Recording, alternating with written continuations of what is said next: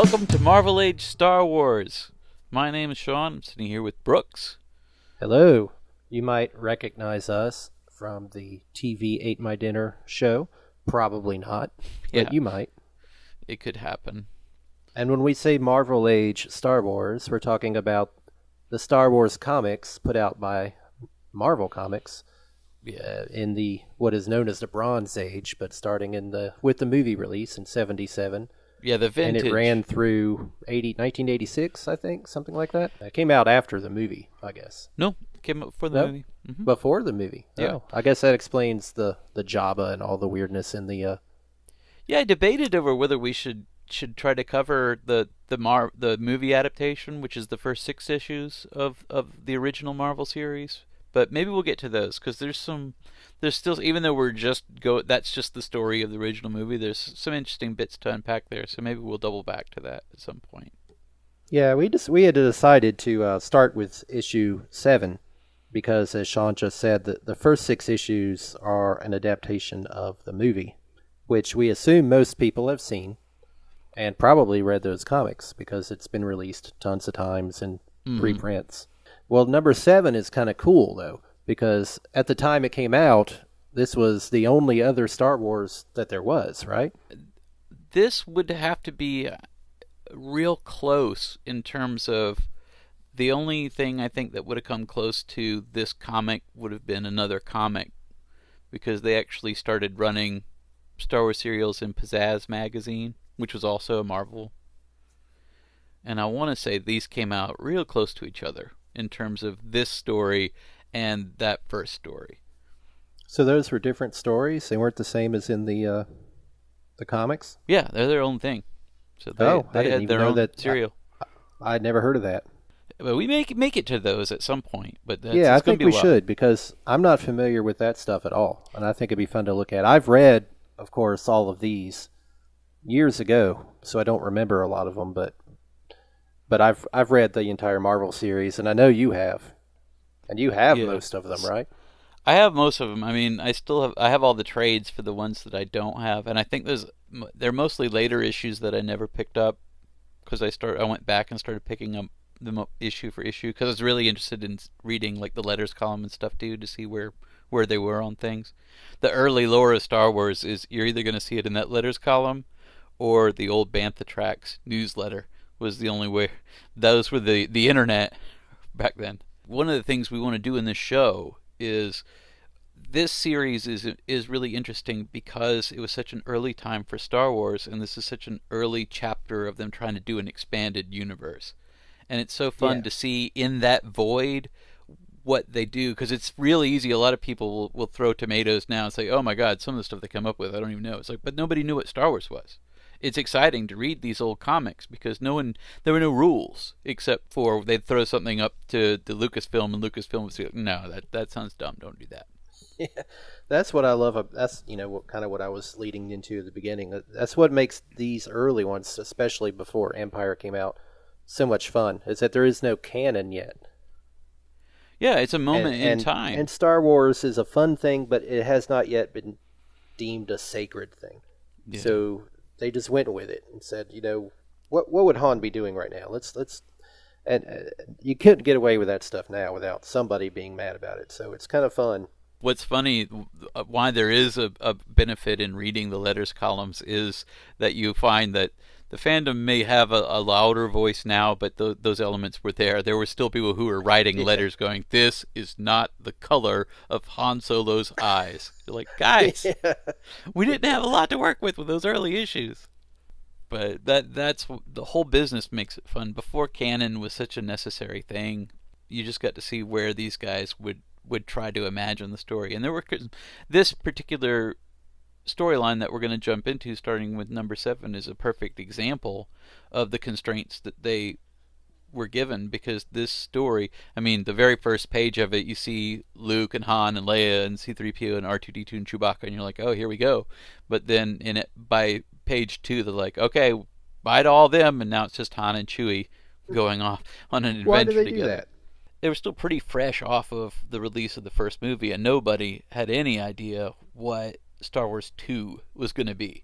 So the easiest thing to do was just, well, we'll just do a Han and Chewie story, and it's just going to be a simple, like we'll get into it in a minute, but it's basically just to take on Magnificent Seven with them on some remote planet where they have to That's protect a bunch of probably what I villagers. would have done too, because Han's an obvious. He's a cowboy. That's obviously the Western influence of the movies. That's what he is, and Yeah, you don't have to get into the deep mythology of it.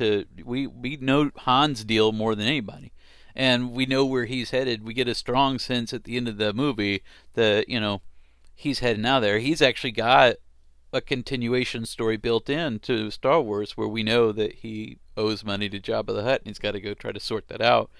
And Star Wars, the movie, suggests that he's actually getting paid for helping yeah, at various stages stacking of the the whatever expanded they are, canon. Like big boxes of something onto the Falcon, like his reward, I guess. people have, yeah, because people have different ideas of what that level of payment was in different expanded works. Like in the radio show, they explain that the rebels don't have a lot of valuables, so they just give Han goods to try to make up for it. Stuff they desperately need, and he's going to take it. So the suggestion there is that when he changes his mind and come back, maybe he doesn't keep that reward. That we don't know. And He's like, no, I'm keeping it. I just, why shouldn't I thought get I paid? Who says, Job of the Hut? got to keep Chewy and shampoo and bandoliers. Yeah, I don't know what you think a Wookiee eats, but they're not vegetarians. And we'll get into it in this story, but that is basically the premise of this story: is that Han and Chewie have gotten their payment, and order number one is to go back and pay off Jabba the Hutt before this escalates into a So bigger issue. here we are on page 1. New planets, new perils. Yeah, good start. And I guess this is going to take place directly after the explosion of the Death Star, or is it? I mean, after the ceremony, I guess, where they get medals. Yeah, they're not wearing the medals here, so at least enough time for them to have taken the medals off, and for Luke to have changed back into his farm boy clothes. His only other outfit. It's so weird that And the Han, movie went out of its Han never way. changes. They leveled Luke up at the end of the movie to show you. It's like, look, he's got a leather jacket and everything. Now he's a rebel. But for a good part of the early issues of the series, everybody dressed exactly like they did as when we Leia first still saw has them. her dress on. Same dress, like Han Solo, always wearing the same outfit. They're all just the action figures. Here on the first page, we already have a mild curse word. Yeah, hell of a. Says, This is a good hell comic of a. book curse word. Make a hell of a starhopper. See, they haven't even gotten the slang down yet. Oh, we'll get They're into like, that. Like, I think Han would talk like this. it doesn't say so here, but we can assume this is Yavin because one of the things that Luke is saying is our first order of business is going to be finding a new base because now the Empire knows where this one is. So, Yeah, I don't understand why they're not leaving yet. I Like- mean, they have hyperspace travel. How long is it going to take, Star Destroyers to show up? this will be apparently months to years because this will be an ongoing thread throughout the gap between Star Wars and Empire that is filled in the Marvel comic is the negotiation of how we're going to find another base and all this stuff and the machinations of how the Empire, I guess the Empire is having troubles too. Like they never really get into why don't we just go right now? Like we don't have to build another Star Destroyer. We don't have to build another Death Star. We just take a fleet of Star Destroyers and that's that, right? But I like how Leia says, once Darth Vader establishes contact with the Empire again, we won't be safe. So I guess when they discovered the Rebel base with the Death Star, they never radioed it to anyone else. yeah, they didn't tell anyone. Now he's like, We're just go blow it up. We'll tell everyone else later. we're assuming that he's not only adrift, but somehow we knocked out his comms and everything, so he's going to be just floating through space It's a for short months. range fighter. So yeah, I like how passive aggressive Leia is here. She's like, the rebellion must continue elsewhere, even without you, Han. yeah. Like, Even well, it's like I yeah. wasn't here for most of it, so it's always been. I mean, And now R2's upset that Han's leaving. When did R2 ever even spend time with Han. He wasn't with Han at all. Well, they were both of the droids were on the Ship, I ship. guess. Yeah, Yeah, I guess he played with Chewbacca. you see that little sad bloop he's making. Like, people make fun, but one of my favorite things about the original Marvel comic is where they just went for it with the sound effects. Chewie's always like gronking or growling or something, Yeah. and it's just bloop bleep bloop. They don't have any problem with that being the dialogue of R2D2, and they're like, they're gonna get it. The Falcon looks weird up there. Yeah, look at that cockpit. That's all wrong. I don't know if I should throw Howard Chaykin under the bus here or not, but he really phoned it in because they requested him. Like, they wanted Howard Chaykin because he had done some great work, and not only did he just kind of do half the job. Yeah, Chewbacca looks kind of weird too. But in some of the issues in the adaptation, he didn't even do it. He just had someone ghost it, and they put his name on it. Marvel didn't even find out till later. Like, were you telling me this guy's been working for us as a professional artist? It's like, yeah, you might as well give him a job because he's been drawing my stuff for years. Like, jeez, come on, man. Respect the craft. I like how here Han says, I'd give my star spurs to stay there and help Princess Leia. Another questionable idiom. Star spurs? You would think that Han would be one of the easier ones to write, but it's so funny because now it's second nature to us that this is a galaxy far, far away, a long time ago. It has no connection to our world.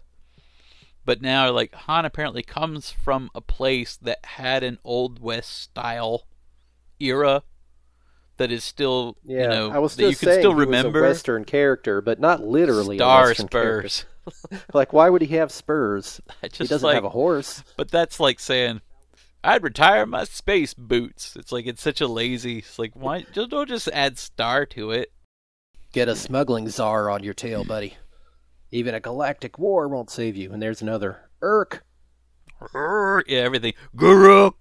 Everything is just. I love it. He's going to have us both zapped by one of his blaster-happy bongos. Yeah, that I'll give you. How much bad slang can he fit in like 3 panels? Blaster happy bongo, I'll allow. This is back when they were spelling Jabba the Hutt with one T. That happened for a while. What does this mean? We've got a few more light years to go before we even cut to hyperspace? Well, does he know what light year means? Well, yeah, it's distance. So he's going to travel the distance that light travels in a year, a couple of times. Well, they do before he cuts to hyperspace? Yeah, that doesn't make any sense. No. I call BS on that. That's true. Like, that doesn't make any sense, Han. We just have to clear the gravity well. I'm just going to go ahead and say Urk. Yeah. Allow me to Gronk, devil's advocate, for just a minute here. That's what hyperspace is for. We're going exactly 0 light years without it. Maybe Chewie's like, yeah, you're right, and then just quietly switches it over to hyperspace. Exactly. He's like, meek mock, and just hits the button. Yeah. Like, what happened? Again, Han. Yeah. Just let me know when you're ready for light speed. Again. After all, look at the bright side, Chewbacca, old chum. He just called him old chum. Old chum. Yep. Even after we pay off Jabba, there's still enough of the treasure the Rebs gave us to buy a small planet. What? Yeah. They gave him enough money to buy a planet? They gave you enough money to buy a planet, and they have to live on a moon? Yeah, that's crap. That doesn't make any sense. And they have to go find another planet. moon? It's small. Yeah. A moon's like a small planet. Scope shows it's drifting. Haru. So what does Chewbacca say? He's saying it's space pirates? Okay, yeah, because he's Haru. You've got a point there, pal. It could very well be. A weird space cruiser pirates coming at us is probably just pirates. Give her the gun, Chewie. We're making a run for it. You better be able to outrun it. You're supposed to be the fastest ship in the fleet. You thought it was just floating a second ago. Oh, look, they're jet fighters. Yeah, cool. They got little snub fighters, so that's pretty cool. It is far too late to outdistance the various types of fighter craft, which issue guns blazing from the metal belly of the mothership. This is consistent with Star Wars, because in any other sci-fi you would think they don't have any kind of long-range sensors that would have told them there's a ship coming out. Like, no, this is totally true for Star Wars. This is what happens. A ship gets above your ship, sucks your ship into it, and that's that. Like, there's no defense against it. And that's what happens here. They get tractor beamed in immediately. I'm so mad at myself, thinking about money when I should have been flying my ship. Now, the giant cruiser moves into position. From this angle, it looks like an Imperial ship. Yeah, and it doesn't look very giant unless it's just a weird perspective thing. It looks like the Falcon wouldn't even fit inside of it. It's one of their lighter cruisers, I guess. Hrunk! You're right, Chewie. I'm mad as hell. I should have been checking the scope. I should have been scoping. This guy I love in the very next page. This guy becomes one of the sort of lower level recurring baddies, this Crimson Jack. Oh, and he looks amazing. He looks awesome. Like a Marvel character in those tights. He looks like a John Carter character because he's not wearing pants for no reason, and he's wearing like those weird Buccaneer boots that have the fold down flaps, and no one seems to care that he's not wearing pants. It's telling that the instant they leave characters from the actual movies, they revert to like actual complete sci-fi tropes. Yeah, like it's just looking a lot more like Flash. There's a guy here who just has a cutlass and he's wearing a pirate skull cap. A cutlass. He's wearing. He has a gun in the other hand. What is he prepared for? What's this guy doing? They didn't watch the movie and look at Mos Eisley and see how people dressed, how other characters in that world dressed. They just went ahead and said, "Yeah, this guy, he's going to have tight underoos on." We're going to go for it. That guy's got an eye patch. That guy's got an earring. I said they're space pirates. It's a space eye patch. Now, why does he have a stormtrooper there? One guy it's just repurposed stormtrooper. Oh, he's a fallen stormtrooper. Yeah, he just took it off of a dead one. But it looks pretty shiny. You guys could have, again, with the art, you guys should have painted it or something. Should have put some pirate symbols, some graffiti on there. Gronk again. Starhoppers is a good one. Drop it, Starhoppers, before I drop you. I'm going to allow Starhoppers like bongos. We can keep those. That's better. He's all yours, Captain. I like her beret. Nice work, Jolly. Yeah. Glad he didn't force you to kill him. Oh, he knows who Han Solo is. And he knows him, if it isn't Crimson Jack. Long time no see. That's weird. I didn't know long time no see was such an old saying. Go back to the 70s. It goes back a long time ago. Still a joker, eh? Yeah, you Nova happy. What is Nova happy? You space jerk. You star assassin me. Show him the loop. Rump. Oh, he does have loot. Yeah, he's got the treasure. Poor Han. He cannot catch a break. 2 seconds after Star Wars is over, and if anyone wonders, hasn't even left the system yet. What's Han going to do? Yeah, he's crawling along. I mean, he's begging for it. Just floating. Ant left it to me, okay? Oh, that's weak. Yeah, come on, Han. What I like is these pirates assume they know Han, but they assume he has a treasure. Like, when have you ever known Han to have a treasure? Well, he's a famous smuggler. I think it's safe to assume he's smuggling something. I think if I were Han at this point, I would really invest in like a fake stash of treasure. Like, people have a backup wallet in case they get mugged. Just do that. Like 10% of the treasure in a different compartment. If it's enough to buy a planet, they'd be like, "Yeah, this is a good haul, Solo. Not bad." What's this guy's name again? Crimson Jack. Crimson Jack. I like how he says, "This will be sufficient for the present." That's enough money to buy a small planet, man. If you even count it, what do you know what's sufficient? You're just looking at boxes. Can I blast them? We got what we wanted. Can we murder them? Let's go, lads. I like to think of him having a weird Scottish accent because he's like a bearded ginger. He's got red hair. Yeah. Let's go, lads. Now we've got the booty. The space booty. Well, there it goes, Chewie. Shoot them down, man. Do something. Call for help. Nope, that's it. They got us fair and square. I do like this reference to Aquilay. It's like, I'm going to be tracked down by every bounty hunter this side of Aquilay. That's an old school from earlier drafts. Planet. Oh, okay. I want to say, I believe Aquilay was one of the original names of Alderaan. How interesting. Look at Chewie in this picture. He looks like the Grinch. Yeah. What is that angle? What are you smiling about? Rack. He's glad to be alive. Like Like, I One guess. of those rim worlds I was talking about. I also love in sci-fi when planets have a number because there's so many Adubas that you have to start numbering them. Yeah. Well, I assume it's the convention of Aduba is the star, and then It's the nobody third bothered to planet name the from the planets that star. are around it. Although, and you don't see that very much in Star Wars because they name the moons. They're like, here's the forest moon of Endor. Like, is this Yeah. necessary? Is Endor the name of the moon, or is Endor the planet that's the moon of? Nobody knows. Grunk. Home sweet home for a while. We just randomly picked a place. Or has Yeah, he been here I before? guess we live here now, Chewie. It's like, you give up too easy. We could go back anywhere. Go back to the rebellion. Yeah, your one errand went wrong 10 seconds after you left. They're still there. Incognito planet jumpers. Yeah. What happened to starhoppers? So jumping and hopping, these are the things that Yeah, people do. you jump planets and you hop stars. You can't jump a star. Come on, man. There's usually more people in a spaceport town like this. Some kind of commotion going on near the local cantina. I love this because this is such a D&D setup because it's like, we've been here exactly 2 seconds. Here's something Yeah. happening. Let's intercede with that insect guy and a bantha. Like, everything else is brand new, but it's the same herd animal from that Well, other it's a desert desert planet. looking planet, right? We're already on another desert planet. The buildings look kind of Mos Eisley-ish already. Yeah, I'm not going to criticize too much here. I mean, this is Mandalorian rules. I mean, I'm sure at this point people raise banthas. It's a thing. A guy looks like he's religious. Let's get a little closer. Yeah, let's find out what's going on with that religious guy because, you know, this is my favorite. This is probably the worst. Besides the proportions of Han's lower body to the size of his giant hand in that panel.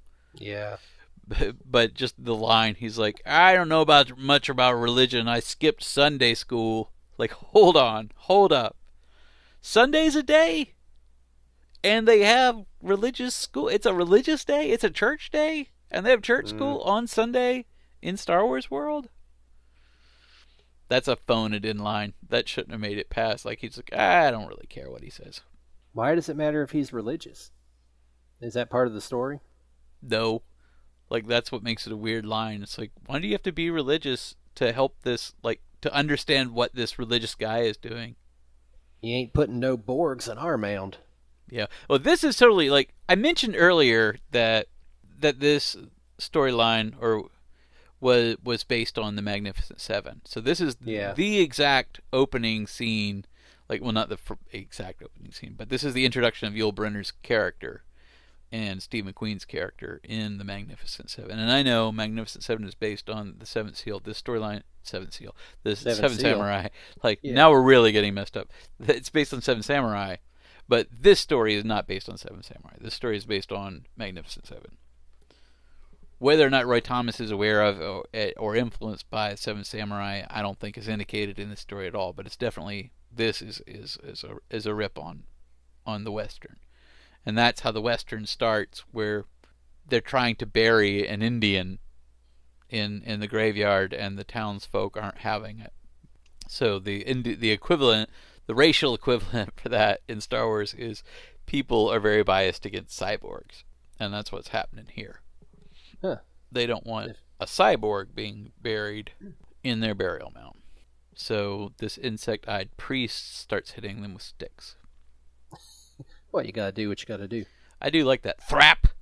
I don't blame him. This guy comes up with a pretty cool chokehold, though. I like the big blue guy. Yeah, that's the rear naked choke that I've been telling you about for years. Yeah. Well, aside from the boots, I would say so. I don't know what's going on, but if you'll join me, yeah, I thought you would. So he doesn't know who's right or wrong. For all he knows, this priest is trying to like put a bomb in the building or something. I mean, he doesn't know. Yeah, all he knows is that one guy is doing something that exactly 100% of everybody in town is against. And he's like, I know which side I pick. Rebel at heart. Let it be known that one stood against many. Yeah, exactly. Never tell me the odds. It's like, I know, but honestly, we don't have to do the math. If I just showed you 100 beans and then I showed you 1 bean, we wouldn't have to count, right? So him and Chewie, I assume, are going to come to the aid of this insect. This guy. I got it. Dude. Before we move on from this page, I do have to say that they're stepping up their game for the weird aliens. Look at that teddy bear guy in the background. What's he about? Everyone else looks kind of the same. That guy's the most terrifying creature I've ever seen in Star Wars. What are those, like tusks, or is that part of his shirt? I am assuming that's part of his shirt, but now I don't know. I do like the green guy on the right side. What kind of And swamp thing looking foreground, weird? yeah, just heap. That doesn't look like a bantha. I like the look on its face, though. It's like, whatever. Yeah, it's like the things they make me do. Now Chewie looks weird here. Yeah, look at he's got that bowl cut going on. Chewie looks like a guy in a monkey suit at this point. He totally he's stepping on some guy that looks like he would be a cyborg. Are those like Yeah, I guess tentacles those are or something? tentacles, but they do look like little retractable kind of things. And here we see the cyborg himself. I'm guessing he if he had brought him in a non-transparent, translucent coffin, maybe there wouldn't have been as much trouble. Yeah, for real. Like, you don't have to brag about it.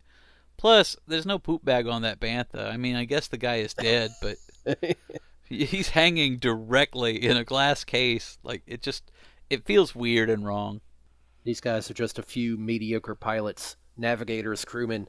They don't have the hand-to-hand combat and general roughhousing that Han Solo has. Really, I like roughhousing to put that Please in. do not hurt them. Please, Hammer. Yeah, exactly. I don't But they bear any better grudges. give my friend Chewbacca a wide berth for a while. Look at the background guys there. This is weak sauce. Yeah, exactly. Grrr. Like, there's really more artistry in all of Chewie's dialogue. A man words. like alien. If there's a man like alien, like, what does that mean? Look at the bantha on the next page. They're really doing a. That Man. bantha looks put out. He needs to lose a little weight. It's like, why is this? And this is like when you see those hairless cats. Like, why does this bantha have what seems like no hair? Because they're just like a big shaggy mound in the movies. But now, I don't know, he looks kind of like a dinosaur with the weird honeycomb horns. I like how he's a Borg. You know the term. Half human, half droid. Wouldn't you call him a Hroid or a Drooman? Or android? Wouldn't that make more sense since that's the Yeah, literal word? Like, be the mandroid. actual word for a half human, half droid is android. That's like just etymology there, guys. Spacers have a age-old prejudice against any kind of robot. Since when? Since they walked into that bar one time and that one guy didn't want droids there, like I said, that's where like every little line like peppers the entire mythology. That's what's so fascinating about this stuff to me. Like, that's what they get. You know how guys in bars all hate robots. Like, you don't know what that guy's story was. And he's like, I have all his money and that's not suspicious, but I'll give it to whoever buries him. Well, he's like, here, I have this small sack of coins. First of all, don't sell it as a small sack of coins. Yeah, this enormous sack of coins. Yeah, that is a big sack of coins to just be carrying around. That doesn't seem. Well, if it's pennies, but we're it's like, hard to say. we're in a futuristic space world. Like, do I have to carry my money in a sack? Doesn't Han flip like a coin on the counter when he shoots Greedo, though? Yeah, they do have So- money. I'm not. I just think just having a bag of it like that. Because look at the guy. There's no pockets in that outfit. This is totally a D&D thing. Like, I've got a sack of gold or whatever. Yeah, exactly. But nobody in D&D said if you go into the sewer and fight that reptile man, I'll give you this small sack of coins. Like, I mean, I guess we really did get in for a pound for free so far, but still. You just bought yourself a last resting place. That's how desperate Han is now. Now I bury robots for coins. I'm a grave digger now, Chewie. Literally it's the come day to. after I blew up the Death Star. If even a day. We've fallen on hard times, Perhaps Chewie. the same day. What can I say? Yeah. With that small sack of coins, I might be able to get another shirt. Spacers are a weird lot. Yeah, there's like, yeah, that is true. It's like, just look behind me at the vast amount of ethnic diversity being represented in those guys, yet they're all completely bigoted towards a cyborg. Well, they Pretty all have two impressive, arms and two spacers. legs. Where's the imagination, guys? Yeah, where did the tentacle people go? I mean, this is all basically humans with weird heads. Yeah, well, don't box us in. Who said we were only bigoted against Borgs? Maybe we don't like armless people. You don't know us. At last we have enough money to get by here for a while. We have this small sack of coins. That'll last for a while in a place like this. None of them would dare to make a face-to-face challenge with Han Solo. But they're the masters of theatrical sneaks. Look at those guys on the right. Yeah. And now they're throwing stones at my man? Like, come on now. Nurlk! Take that, you dirty Borg lickers. It's like, come on, this book's for kids. Swamp cats. Grarg! Like, you might be strong as a freighter load of swamp cats. Like, I'm not sure. But I'll say you could pull the ears off a Gundark. It's probably at the same level as that line. So now they're dragging him off to beat him? It's like, come on, God. Come on, Han. Come on, Han. Yank your blaster, man. But again, very much like what happened in Magnificent Seven. They only started shooting people at the very end. I like at the end of that it said the priest came back, though from where none can say. Yeah, what's that? I assumed he was there the whole time. Roarg! He's pulling his punches, though. Like, they got to tell us that, because Chewie could take your head off. And Han's doing a classic Kirk move here. Yeah, exactly. Gotta line myself up for a scissor kick. Judo! Yeah. And then the weird tentacle guy comes in. He's got an axe. It's like some of these guys are completely outclassed. Because even Han's like, he may have a Sikurdian battle axe, but I still have a gun. Why does he have a battle axe? That's kind of weird. Yeah. It's like he knew when he left the house that day that someone's going to try to bury a cyborg, or is he always ready for that? What? The blaster says, what? I have to murder I don't him. have any no choice. Yeah. Couldn't shoot the axe with the hand or the leg. Or Like, give him a warning. Chewbacca apparently gets into a bloodlust fury at the first sight of blood. Starts murdering everything around him. And he does look back there. It's just like he just blows up like 8 guys in one panel. It just murdered the entire town. You're like, oh, this is why I don't sound that dinner bell very often. Now he's like, so who's going to pay me to bury all these dudes? Do I get all their small bags of coins if we do? They started this clam bake. These space happy clowns. The banter in this is so. Grrg. Chewie's head is weird again in this panel. I don't know why they can't get the proportions of Chewie. Yeah, he looks Cro-Magnon or something. Yeah. I don't know what's going on. Now it's kind of I think someone just said, well, if you can't find a picture, just remember he looks kind of like a gorilla. Like, I guess. Erk. Behind me? Where? It's like, behind you. What do you mean, where? Behind you. 6 o'clock prime, dumbass. I see. Right behind me. Oh, so I saved your life, so we're clear now? Oh, no life debt over? Okay, yeah, bye. I could go home and see my family in time for Life Day. Corellian-born mercenary. Again, he's a mercenary. Everything. He's been a star pirate? From a smuggler to virtually a star pirate. It's got a limit. I like how there are 15 separate words for violence in the Wookiee vocabulary. It's like, good Lord. Yeah, there's probably more than that in English, though, to be honest. Yeah, depending on how. Like, if we're going to count kerfuffle, a warm-hearted priest of a species which does not even have a heart. Together they stand, side by side, then back to back, in turns. Their weapons making a bitter swath. What I love, multicolored, very shaped. Everyone is just running away in terror now. Like, things have turned. This isn't heroic. They stand back to back and murder everyone in sight. Shooting people back to back. Shooting people in the back. Does that happen in the movie? I haven't seen that since I was a kid. I don't remember. Did they ever shoot anybody in the back? Is this what happens? He helps them and then the crowd starts throwing rocks at him or something? Yeah. Yeah, but what happens Steve McQueen and Yul Brynner ride the coach towards the grave just like this, and then at the very end there's a little gathering of people with guns that are don't go any further, and don't make me shoot you and all this kind of nonsense. And then he shoots him in the hand like Tom Berenger style until the first of the spacers turns tail to flee. What first? They've been running for the last 4 panels. Now there's bodies all over the road. This is where we're going to stay to lay low, and we had a bloodbath on the first afternoon. Begone, defilers of the sacred way. Yeah, Smite. I'll defile your face. Smite is good. Looks like we've won. The Borgs, right? To be buried on the hill. We only had to kill at Spacers least Hill. what Yeah. one, two, three, four, five, what 6 people at least on the ground here. And the problem is we're gonna need another Spacers Hill. Looks like, as my holy book says, for every sin there's an equal and positive retribution. But it feels like you might have been able to do that without murdering quite as many people. I know an armored creep named Darth Vader who's in for one hell of a payoff one of these days. You know Darth Vader? Yeah, how do you know Darth Vader? You didn't even know he was in the ship you shot, and you've never seen him That's except true. one Well, he time, saw him possibly at a briefly, I distance. guess, when he killed Ben. Yeah, but even then, he wasn't worried about Vader. He was trying to get out of there. Yeah. That little victory solved all our problems, right? Well, you did murder half the town. Yeah, We do have law here. I don't know if you're It aware of it.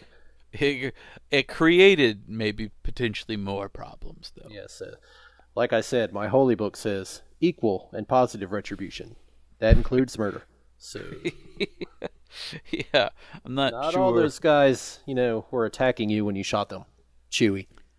they I'm just struck saying. the hapless bantha, though. I didn't want Oh, to spoil it for you guys no. early, but yeah. Oh, well, that's not necessary. Now I'm feeling a little bit better about you guys all being murdered. Well, What so, and what'd that's the just bantha so do? that they have to carry him? That's the only reason that had to happen? Come on, guys. That's not necessary. I feel like this. A Borg is far heavier than a human because he's half metal. Thanks, Professor. Metal weighs more than human People, probably. stuff. Although we're in some kind of like space future, so maybe not. Maybe we have light metals and heavy skins. I know we're all different.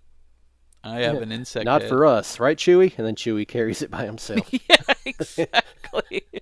But what I like in this panel is like Han makes a show of pretending that he's helping.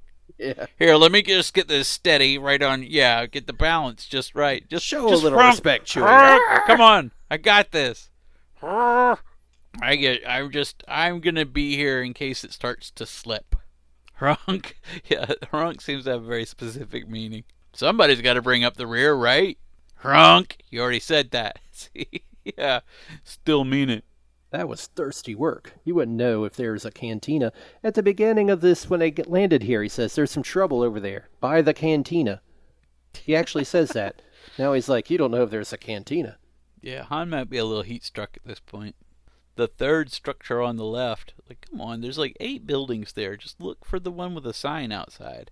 Since you did all you did in a fair fight, the spacers respect that. You murdered half of them in a fair fight. I guess it's true. I do like the space babes in the cantina, though. Like, here we go. Oh, it says Zeltron. Is that what they're called? That does look like a Zeltron. I didn't realize that they went back that far. Or is it just happen to be a pinky colored It's person? probably, yeah, there's only so many colors you can make the ladies. And it seems like during the course of the comic, there's a lady in every color. I like how Chewie's like, Chnoop. I couldn't agree with you more, pal, because Chewie's attracted to these Chnoop. girls.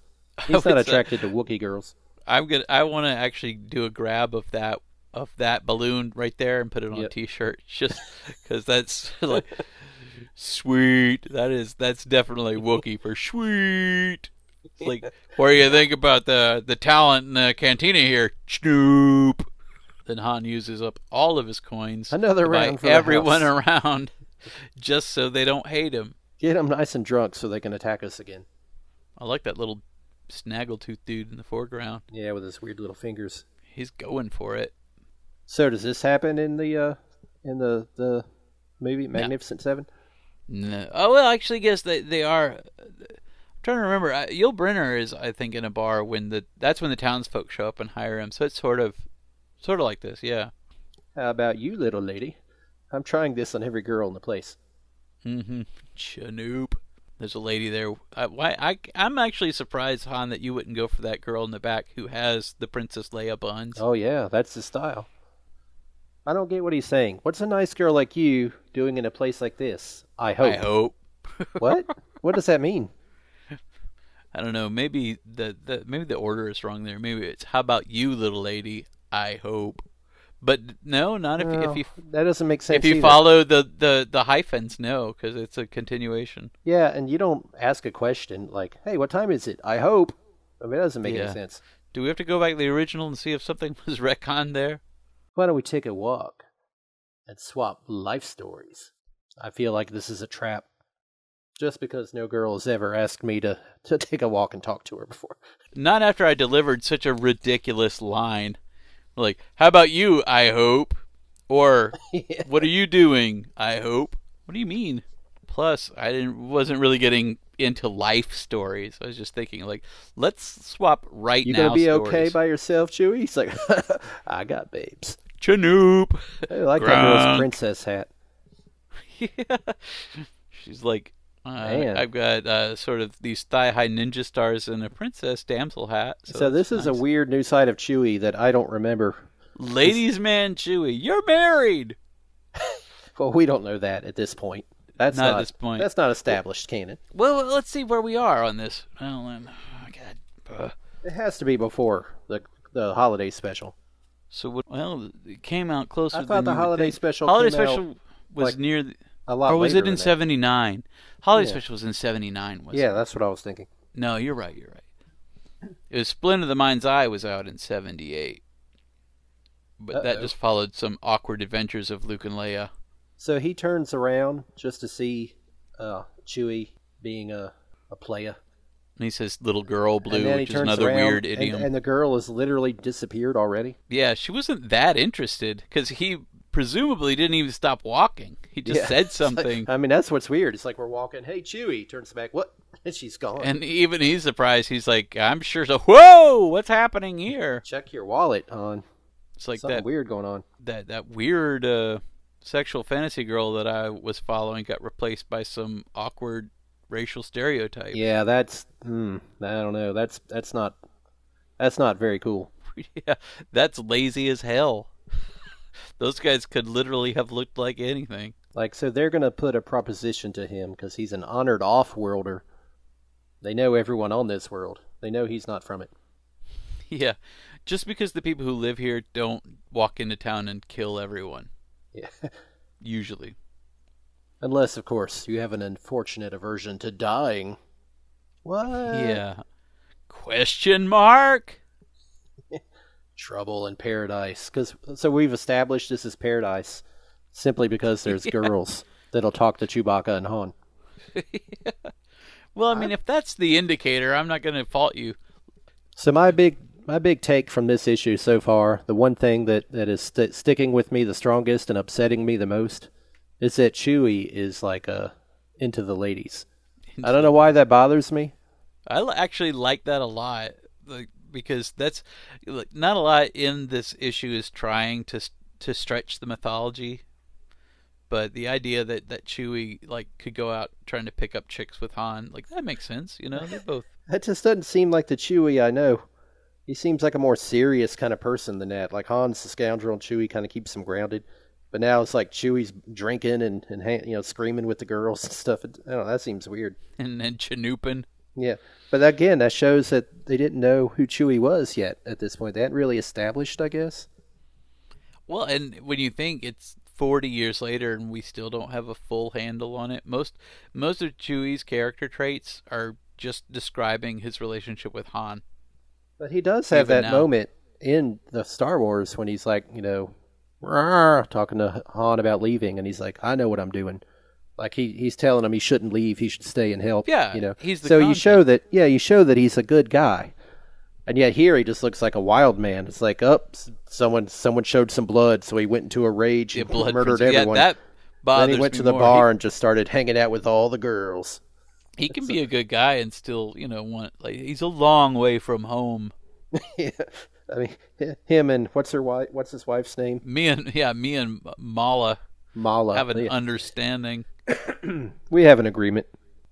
So anyway, that's my take off of this issue. The thing that Chewie is the thing to me that's The really grabbing lingering me. image, the CHNOOP factor. I'm going to call that a plus, you're going to call it a minus, but hey. So tell us about your books you've written. Well, I wrote one right after Force Awakens that's still out there, but I don't think it holds up as well. It's called The Myth Awakens, and it was about there's a lot of speculation as to where the story could go. So it's a funny time capsule, but it's not as interesting in terms of